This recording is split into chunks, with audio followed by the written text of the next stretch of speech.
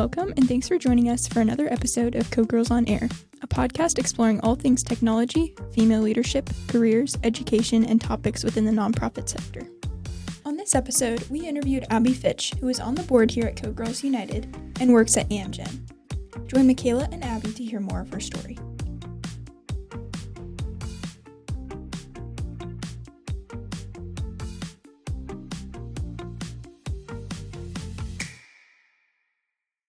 Welcome, Abby. Thank you so much for joining us today. Thanks so much for the invite. I'm so excited to be here. Yeah. Do you think you could start by just introducing yourself and telling us a little bit about your current job? Sure, I'm happy to. So my name is Abby Fitch. I work at Amgen, which is one of the largest biotechnology companies in the world. So Amgen makes medicines for really grievous illnesses, things like cancer and heart disease and migraines, things like that. When you hear that, you typically think, oh, Amgen's a pharmaceutical company, right? Like that's what you think of. You think of the big pharmas. But Amgen isn't a big pharma. It's a biotechnology company. The difference between a pharmaceutical company and a biotechnology company is that in traditional pharmaceuticals, like the big companies you heard about, Pfizer, BMS, GlaxoSmithKline, all of those, they make medicine by taking this chemical compound and this chemical compound, mixing them up, and there's your medicine. The difference with Amgen is that Amgen grows its medicine. So some of Amgen's biggest assets are its cell banks, right? And then they take they take the cells and they find ways to modify them to grow a medicine. Wow. And so Amgen's name actually comes from applied molecular genetics. Oh, wow. And that's how it got its name. But so that's how biotechnology is different from traditional pharmaceuticals in the making of medicines for people and animals and everybody else. Wow, that's really interesting. I did not know how different it really was. Yeah.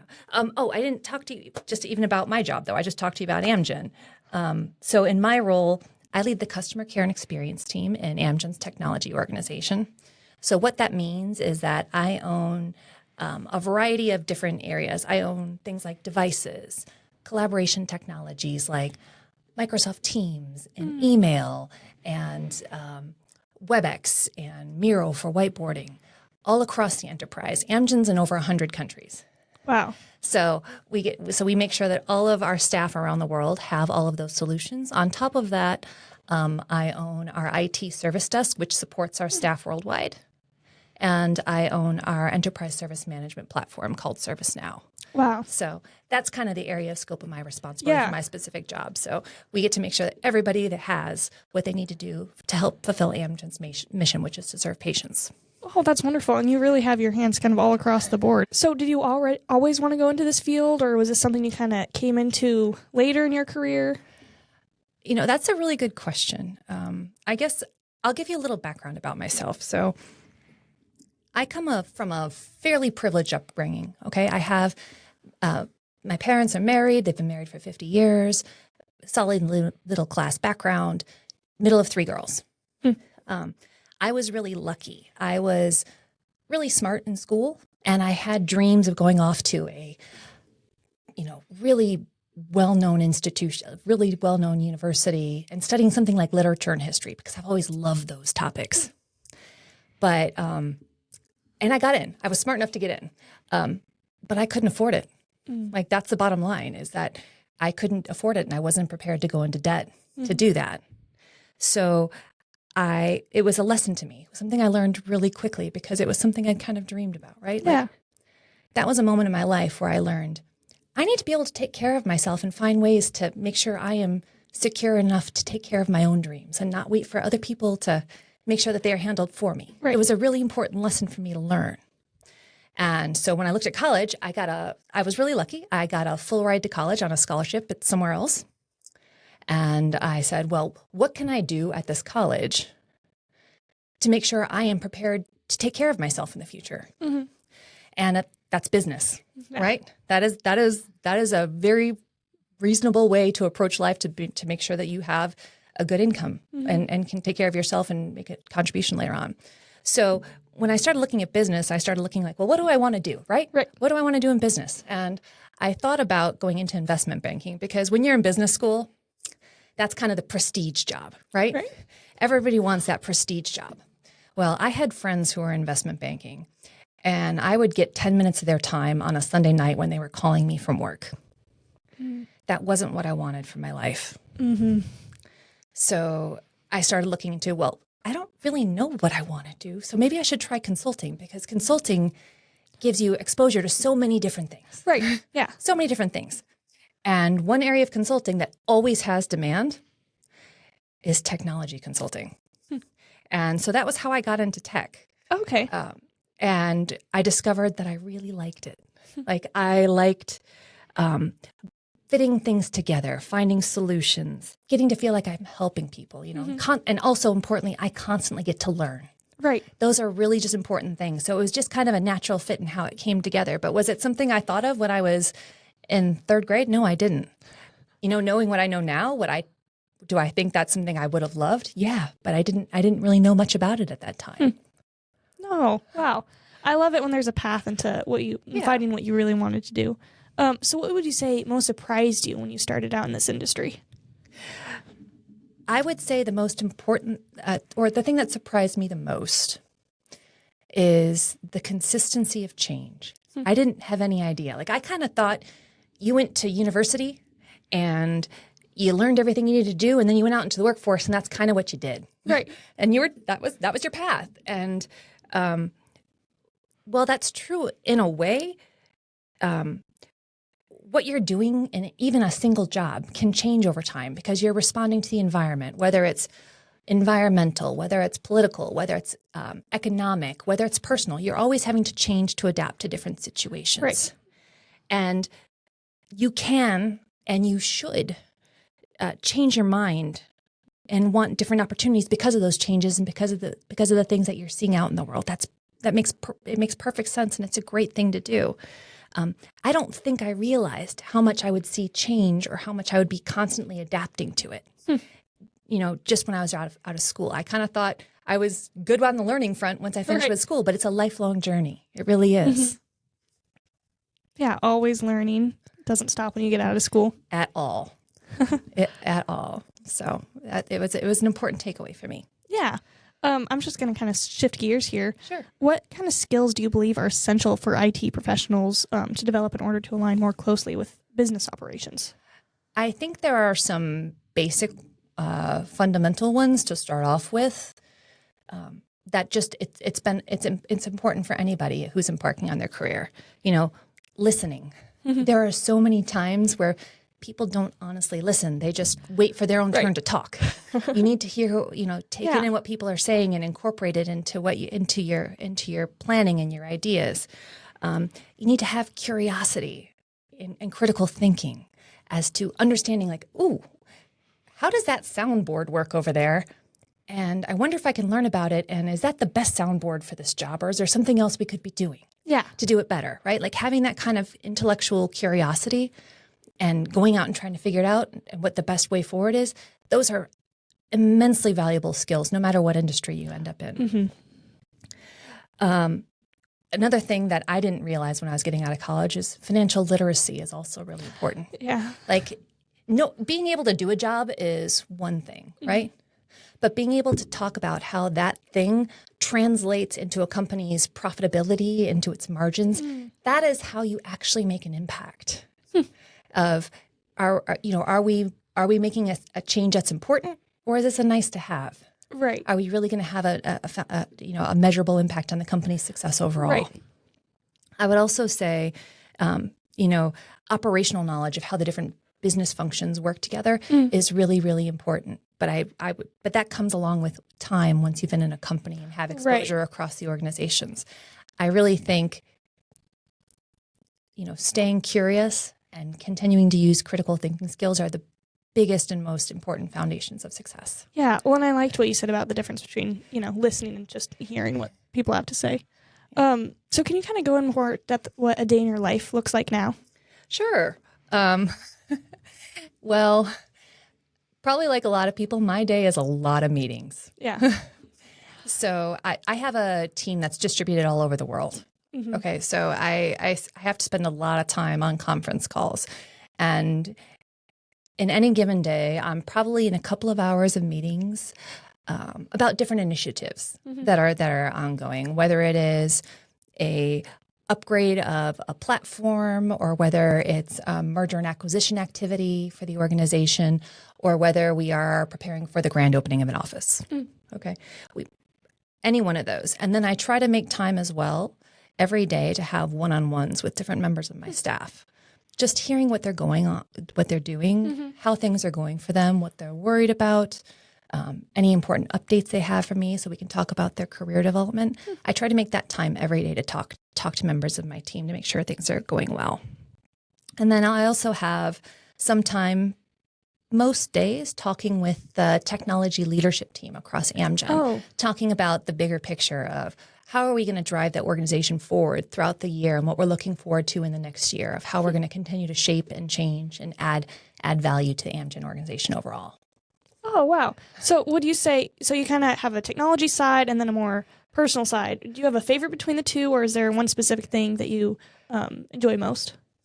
My favorite thing I think about my job is really advocating for my staff when there's opportunities, whether it is a new program being spun up or a stretch assignment for them.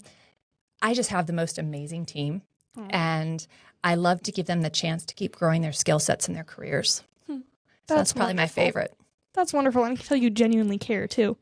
Do you think you could share some of your experiences around projects you've managed and what really made them successful? Sure. A lot of work in corporate technology is project work, and I've done a lot of it across my career. So like everything from ERP upgrades, that's enterprise resource planning, which does things like manage financials and inventory for large corporations. I've done mergers and acquisitions work. I've done things like rolling out new technology like Microsoft 365 Copilot. Oh, okay. So no matter what the project is, there's just always a couple of key things that you will find that's instrumental for the program's success. Number one, you want to do everything you can to make that group feel like a team. You want to build trust within that team because number one, you'll get better results. Right. But you'll also have a heck of a lot more fun when the people like to be around each other than if they're doing what they absolutely have to do. Right. Number two, you've got to track issues and keep them through to completion. You have no idea how many programs I've been on that have had huge issues just arise out of seemingly nowhere because somebody raised something 2 months ago and nobody ever talked about it again. Oh. And those are the things that end up getting you at the back end. Another one I see is setting out important dates and milestones and tracking progress against those realistically. Like I was on a project once where we were 3 days from go live, and I went in and checked in and I was like, so how are we doing, guys? And they were like, we're going to be there. It's going to be great. And then I looked and we still had to do over 60% of the testing. Oh. But it was just the team knew the deadlines. They just weren't having a realistic expectation, or they were so optimistic and they were so hopeful that they didn't bring that check of reality into the situation of looking at it how it was. Right. So it's really important to have that rational and realistic view of how are we tracking up against our goals, and are we on track or do we need to make modifications? Because in a lot of cases, modifications are okay, Even, I've heard American generals say it, plans are useless. Planning is indispensable. And you have to expect things are going to change. Mm-hmm. That's totally fine. But it's being able to make those changes and recognize them in time before it is an emergency situation. That's key. And then the last thing I would say is it's always really important to have a strong sponsor in your programs. You want somebody who believes in you, who can go out and help spread the message, because when you have good leaders in charge, they can bring the rest of an organization along with them on the change. Mm-hmm. So those are all really important things I've seen that are just really important for project success. No, and I agree. And I think the people you surround yourself are that'll make or break a situation. Yeah. So in your opinion, what are some emerging trends you see in IT and business operations that you find particularly exciting or impactful? So I would be remiss if my answer wasn't generative AI. Right. Okay. I'd just be, how do you not answer that to this question in the fact that generative AI is changing everything the way that we do it. Even coders now are using generative AI to help code. It doesn't mean that they don't need to know how to code. Everybody needs the fundamentals of coding to be successful in a technical role, but it makes your job so much easier. Right. But the applications of generative AI go so beyond that. Like, we can be using it now. We have Microsoft 365 Copilot at Amgen, and we're using it for everything from helping us with like putting together meeting summaries to creating stories in sprints and things like Jira. So for tracking development progress. Right. And there's a number of other use cases that we have across the organization, but it is literally impacting every different way that the people work. And we're continually looking for ways for it to expand across the organization, because what it does is that it takes away some of the less interesting work or less value added work. The mundane stuff. Yes. To help people concentrate on what really matters most to them and what adds the most value in their job. Yeah. Yeah. Well, I've seen it, especially, I'm taking a programming class at the college right now, and the professor encourages you to use AI to help you learn better, but not, do it all yourself. And I was talking with this one guy that sits next to me, and he's like, oh yeah, well, I threw the whole assignment in AI and I'm just trying to understand it. It's like, but is that the wrong way to learn? And I was like, well, I think that's, that's a question of the hours. What is the right way to use this? Are you using it to help benefit, or are you using it to do it for you? Well, as long as you're learning from it, right, then I actually think it's a fairly decent way to start. I mean, I once studied a language by reading and by handing myself some SOP documents that were written in another language. Yeah. Because I knew what the SOP generally said, so I got to start helping to figure it out that way. Yeah. Same kind of concept. Yeah, I mean, it is. if it helps you learn it, then it seems like a great way to do it. Yeah. Yeah. Using it in all the different aspects. So how do you approach mentoring and developing talent within your teams, especially in the multinational context? Yeah, it's important. So, there's some general answers I can give you of things that we just implement as best practices across the organization. So, for example, I sit down with my leadership team annually, and we sit and we do a talent review, and we look at staff who, are really showing, just going above and beyond and showing exceptional promise, and how do we continue to grow them over the course of the next year? We do things like that. We also, specifically look at opportunities for stretch assignments for staff. So their job may be, hey, this is a person who manages our email platform, but he's an amazing performer. Let's see what we would do if we bring him into our into our whiteboarding space for the next year, or put him on this specific program where we're integrating a new company, and let him help that way. We're constantly looking for those opportunities for stretch assignments or even rotations, so that you get taken out of your day job over the course of 6 months or a year, and you spend time in something that's completely different to have some exposure to it, because having that broader experience can help you be so much more informed on your primary responsibilities, and just having that context and the insights that you derive there can be huge. Yeah, and all the extra opportunities that you get along the way. And then once again, I would also, you'll hear this theme from me, but I set time with my staff regularly to hear what's going on with them. And my point there I'm bringing up is I listen. Yeah. You got to listen to what matters to them, because I don't want to set somebody up for a role that they have no interest in taking, right? You want to help shape their career. Everybody is at the end of the day, in charge of their own career development and where they want to go. You need to understand where they want to go so that you can assist them. And so when I do that, part of the way I do that is you just need to sit and talk to them for a while. So over the course of a year, as a general rule, I try to make it to every Amgen office where we have a significant number of staff that report into me. So just to hear and sit and talk with them and hear what's going on and hear their concerns and hear where, how they're feeling in general about their lives and their careers. Yeah. No, I think it's wonderful how invested you are in all of your employees. So as we kind of wrap up here, do you have any final thoughts or any advice that you'd give to somebody who's looking to start out in your field? Sure. I would say look for opportunities that interest you. Is this something that you'd like to learn more about? Is this something where you think you could help? Is this something where you could keep challenging yourself? Because it's really important to keep challenging yourself if you want to stay interested. And please, one of the things I have to tell staff time and time again, when I talk about opportunities, continuing to learning is not always promotions.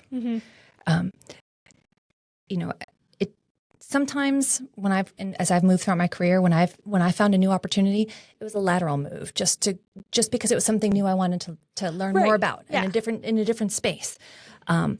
Once I took a role that was quote unquote demotion because it was a company I was really interested in. I really wanted to work for them.